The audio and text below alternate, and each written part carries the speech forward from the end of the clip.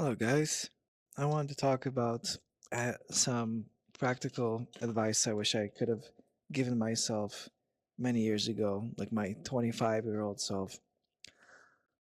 I was going through such a dark night of the soul. Um, well, just it was right before COVID. I don't feel actually inspired to go into the external as much, just like it was a difficult time emotionally, financially, all aspects. Um, but not just that, but um, in general, for going through something tough and the things I wish I would have told myself. So, first is getting out of survival mode. Now, it's not to discredit your challenge, understanding your challenge, but I think we're wired or we're taught that stress is the answer. I think stress is kind of it's valued in this the society. Like, oh, I worked 10-hour days. Oh, it's like I, you know, I don't think that's healthy. No. And it's not exactly about the work, it's just about the stress attached to it that we value the stress. Of course, there's optimal level of stress is what CPT is the from Surviving to Thriving, the book talked about. There's optimal amounts of stress, and I see that in my life where, for productivity, um, working out, and things like that where it's not exactly like just laying on the couch. There's some stress involved, but it's good for you. It's good. The we were designed to have an optimum amount of stress and relaxation. There's like a balance between the two because I had both polarities. Like when I moved to Poland, I actually studied two things at the same time. I had my English studies, and I also studied acting at a private school in the evenings. I totally burnt myself out. I have no idea, and also I had some lessons I was teaching, right? Um, Not like having a full time job, but I had a few lessons like in between that, and I had I had no time for myself, none. I just come home exhausted, and I was like, because I wanted at some level to make my parents proud. Like, look how hard I'm working. I'm trying to make the most of it. And no, I burnt myself out good. Like, and I had that was like my first dark night of the soul when I actually had like the flu. I think that's a story time for another time. But yeah, I just remember being in survival mode, even though um, okay, there's like the physical stuff, but I look at it now and I could have designed my life better. Um, like I think this is a lack of self-advocacy for my part. I just kind of went with the flow with things and I didn't think too far ahead and I put myself in a very messy situation because I wasn't honoring myself. I didn't think like, I don't know if I should have like evening lessons like at 7 p.m. or I think even 8 p.m. in the evening. How am I gonna get home? It's just like, oh, this is how I can make some money. Like, I didn't see how that was gonna affect my nervous system. I didn't even really have the words like what is your nervous system. I knew it like it makes us feel things, but um, what I'm knowing now is like reclaiming the nervous system, doing breath work, somatic release, somatic exercises. Even though this is just I'm exploring now, but just honoring my emotions.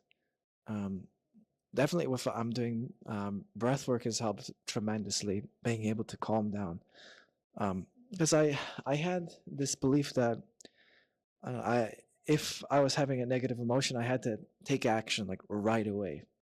In most cases in my life, when I look back, I could have taken that time to soothe myself, calm down. But honestly, I didn't even. It's so weird to say, even as an adult, like I had no idea you could process emotions. I just thought you stewed in them until they went away, or you numb yourself enough until they'd go away. That was just my out of whack nervous system and my out of whack habits that because no one taught me this. I just did it unconsciously for the longest time. And if you find yourself doing some unconscious coping mechanism, ask yourself, why are you doing this? And what can you replace it with? Not out of like this coach, like, oh, drink water, all that stuff. It's just, for your own good. Because Um, you're not the person you are when you're under stress. I used to have this. I judge myself so harshly, but when I look at like stupid thing, or I say stupid, like unwise decisions I made, 90% of them I was doing it in a stressed situation. Like my out of whack nervous system was on fire, and I would take action out of desperation instead of taking some time. Like, okay, I need to decompress. I need to think about this. Let me get back to it. I think it's something from childhood. Just if my parents had any negative emotion, they had to express it right away or take action right away. Um, I'm going to tell a story. Um, so I used to take guitar lessons when I was a kid, and my mom didn't really care that much. And I remember she was feeling stressed for some reason, like really stressed. She's like, "Oh, you're going to be late for your guitar lessons." And I'm like, "Oh, well, what's happening? What's happening?" And she wouldn't tell me. And we're driving. She's speeding. She's speeding. I could tell something's up. And we're almost to the music store. Almost, like literally. All she had to do was wait, but she couldn't. And at the top of her lungs, she said, "Fuck." Ooh, it had nothing to do about me, but as a child, you really internalize that.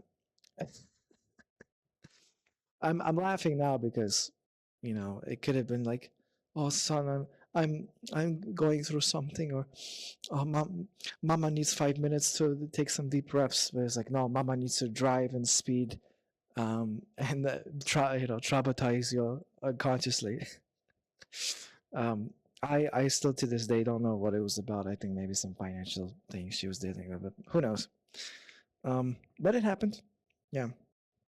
Another thing I wanted to talk about is I'm as perfect as God created me.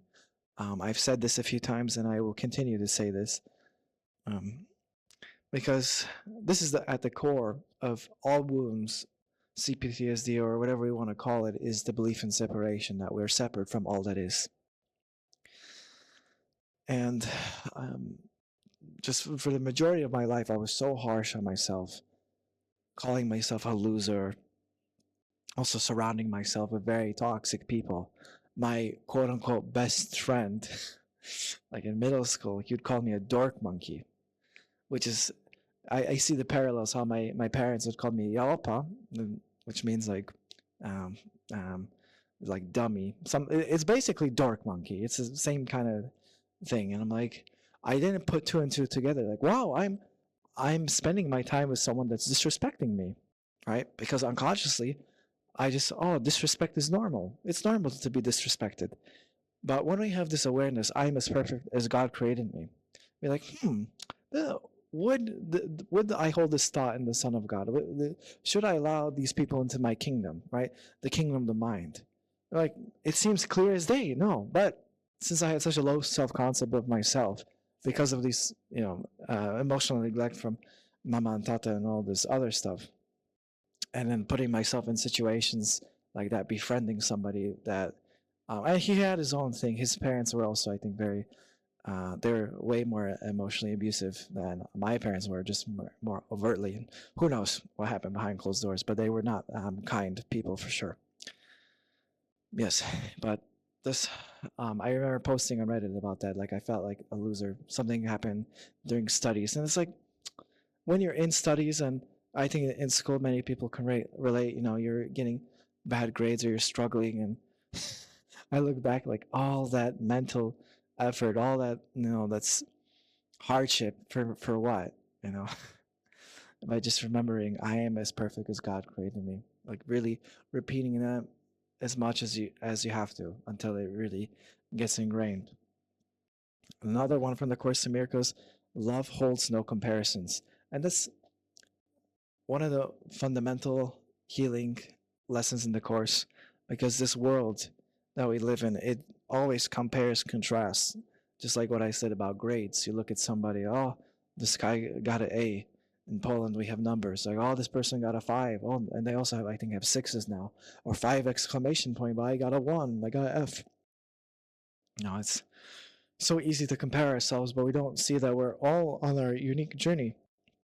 I used to compare myself to and put people on pedestals because they were doing, they were better at math or science than me, but I just didn't have any interest in it. Is that wrong? You know, well, Albert Einstein said, if you judge a fish how it climbs a tree, it'll always feel stupid. But that's the thing. Like, we're all unique beings under the eyes of the Creator. We all have our strengths, and I guess you could say weaknesses. But we're all good at different things, right? There's like no sense in comparing. Well, I really resonates with Bashar said that you are your own universe, right? All your challenges are your challenges. Your strengths are your strengths. And when you realize love holds no comparisons, it's like a weight off your shoulders, right? Because, there's a proverb: when there's a walking man, there's a running man, and there's a running man, there's a flying man, something like that, or a phantom menace. There's always a bigger fish. It's never ending, right? It's ego insanity. Next, what I wrote down: honoring emotions, right? So since I mentioned, being about emotionally neglected as a child, I just had this thought: oh, my emotions don't really matter. I'm just gonna dismiss my emotions, or I'm going to suppress them.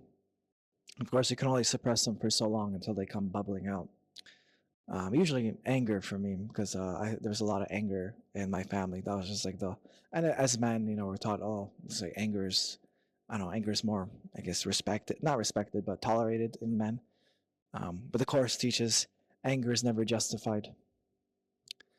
Um, I hear some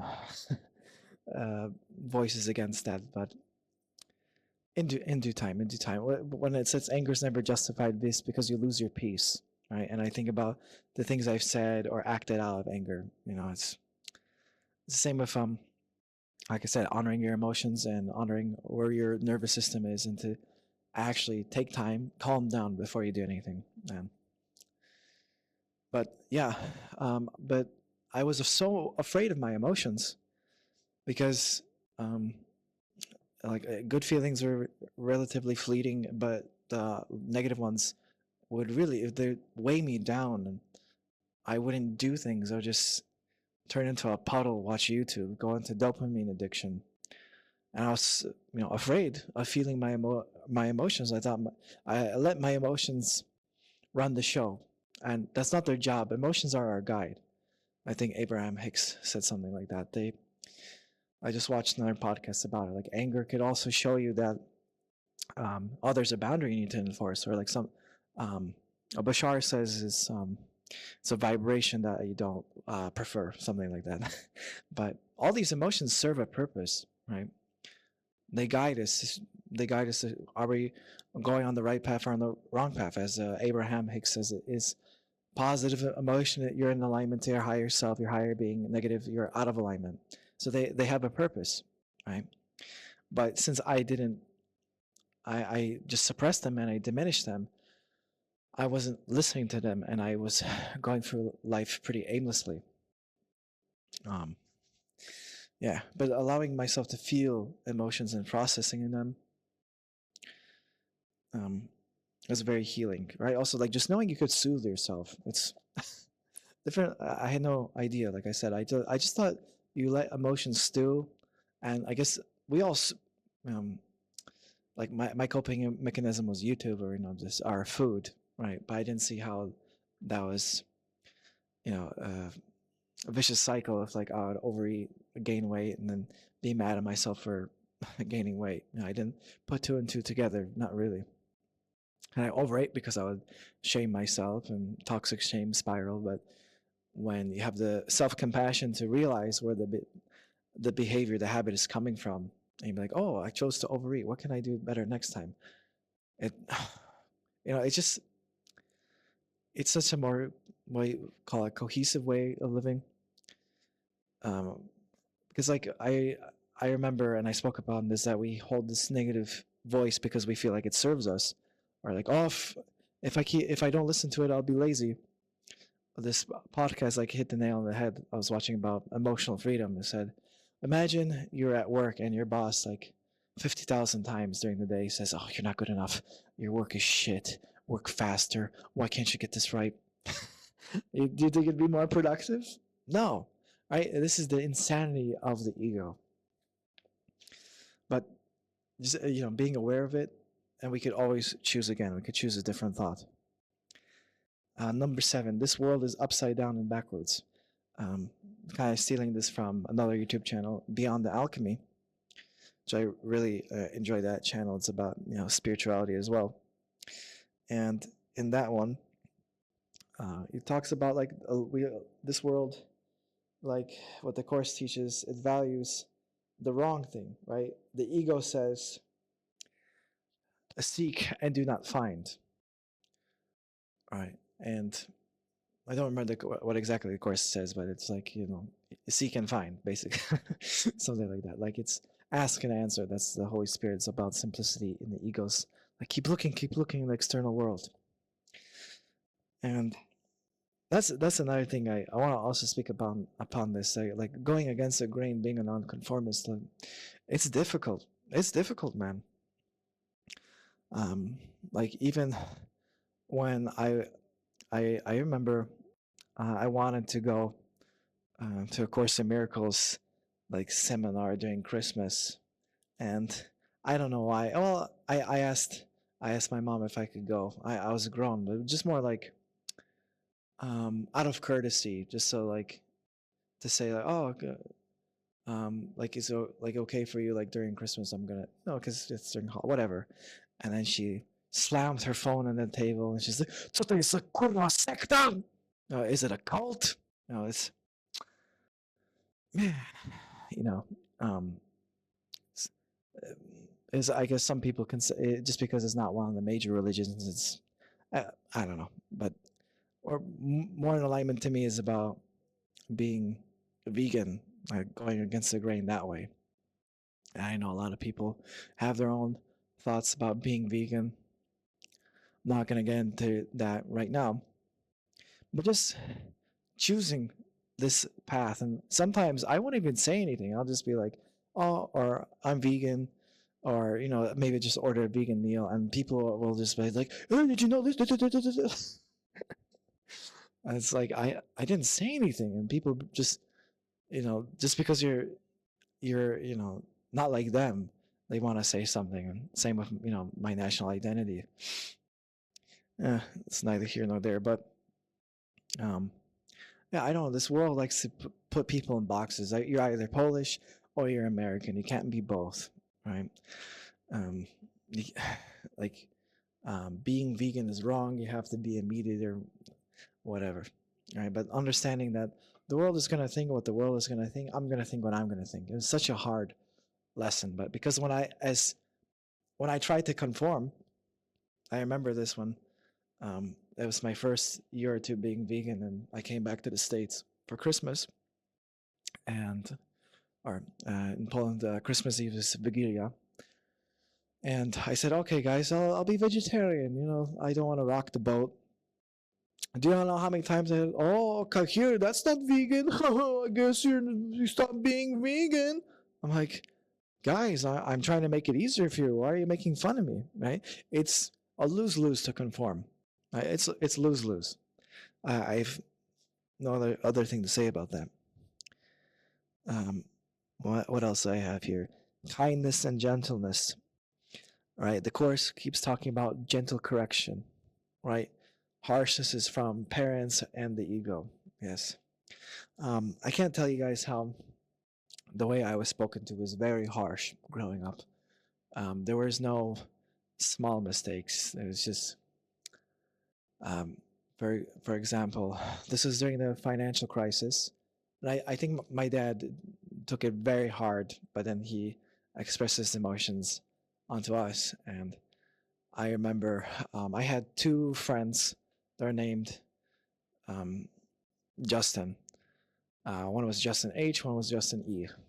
Justin E was not like a friend, like he was a more acquaintance, but whatever. I usually hung out at Justin H's house, but this time I went to Justin E's house, and they literally like live across the street from each other. I think it was like 5 minutes, not even 5 minute walk. And I I called Tata to pick me up because I didn't have a car back then, and I was like, I'm at Justin's house, but I forgot to tell him I'm at Justin's E house, not Justin H's house. And the way he screamed at me for the phone, I had to take it off my ear. It was so loud for such a small mistake. No. And the whole way there, I had to hear that uh, I don't even remember what was said. Just like the anger and the vitriol and that harshness added fuel to this inner harsh voice I had inside my house and inside myself, and it was a very harsh existence I had, right? But the course teaches us all about being gentle with ourselves, right? Gentle correction, right? Like how hard it could have been to be like, oh, you're at Justin Z's house. All right, just next time, make sure you tell me which Justin's you're at. Haha. It seems so normal and nice now, but it wasn't normal for me. It's weird to say it out loud, but this is what happened. And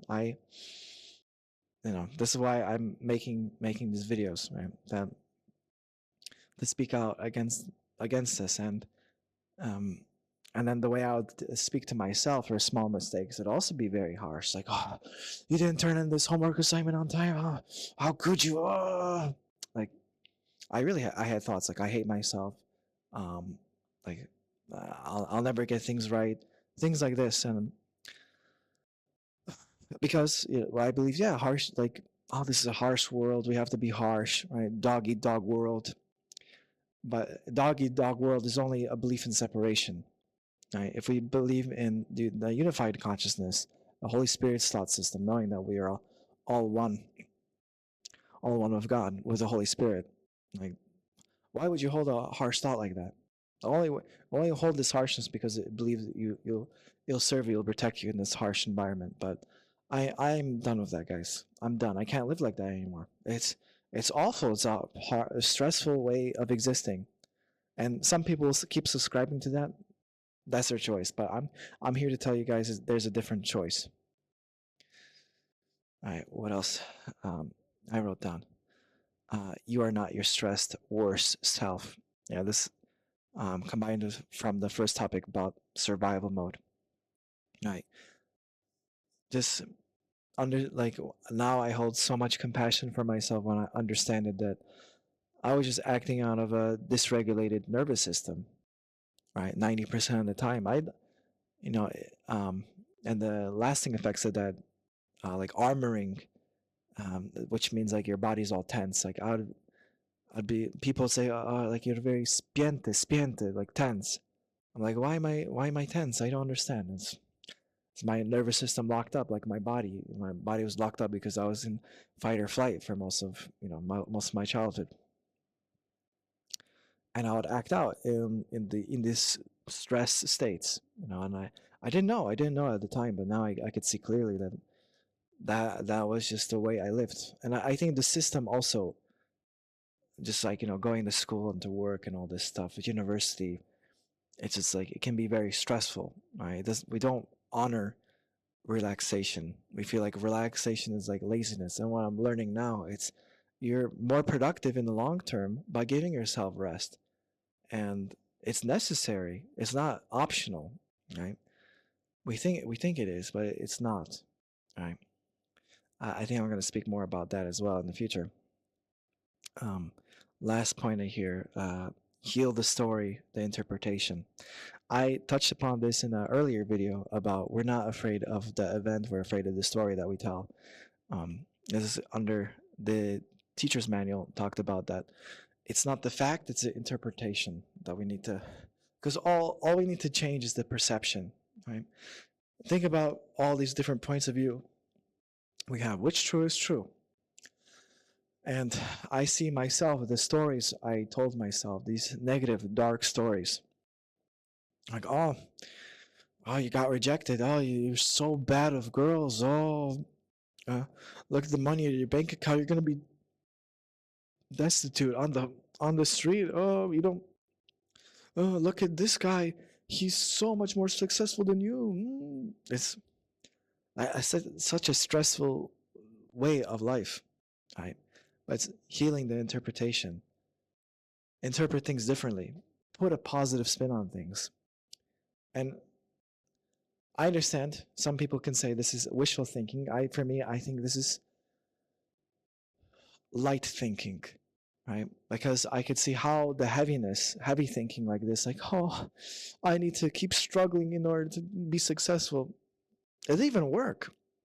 I talked about the story about me failing French. Like when I had this heavy story that I'll never learn French, I'll never pass. What do you think happened? I didn't pass. But as soon as I switched the narrative, like I'm gonna do everything I can in my power to pass this exam. I know I can do it.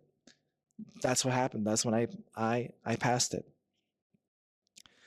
I have more stories than just that, but that one sticks out because uh, I really like transmuting very negative experiences into positive, and that was one of them because um, this is, it's something amazing to feel when you overcome an obstacle that you really believe it's impossible. It's so dark and so heavy, um, and to to see the effects of it, right? Because I could have failed, guys. I really could have. Not saying this is my crowning achievement. It's more about the energy work behind it. um, because, like I said, I was giving different interpretations, like from family members, like Mama saying she was disappointed in me, or I don't know, my French teachers just like giving up and saying like, "Oh, you must be so lazy." Like, how is that going to serve you? Tell me. You can only whip yourself so much, right? And like I said again, stop whipping, stop whipping yourself. It's never going to help. It's never going to help. All right. All right. That's all the points I had. I hope you guys enjoyed this video. All right. Take care.